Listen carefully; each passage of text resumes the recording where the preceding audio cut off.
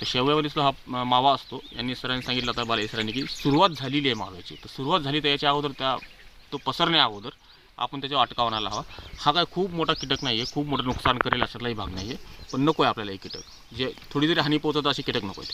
त्याच्यासाठी माव्यासाठी मी सांगेल की इमिडा क्लोप्रिड नावाचं ब्रँड आहे. इमिडा म्हणून एक ब्रँड नेम मिळतं. इमिडा पुष्कळ ब्रँड आहेत. तर इमिडा क्लोप्रिड हे घटक पाहिजे. मी पुन्हा सांगतो, बरेच जण म्हणतात मी खूप फास्ट बोलतो. मी आता पुन्हा हळू बोलतो. इमिडा क्लोप्रिड, EMIDA, इमिडा CLOPRID, इमिडा क्लोप्रिड हा कंटेंट पाहिजे त्या ब्रँडमध्ये.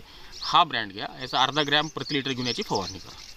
ही फवारणी शक्यतो संध्याकाळच्या वेळेस करा, जेणेकरून मधमाशांना काही त्रास होणार नाही जास्त काही, किंवा मधमाशा आपल्याकडं यायला हव्यात त्यासाठी त्यांना अटकाव टाकायचा नाही आपल्याला.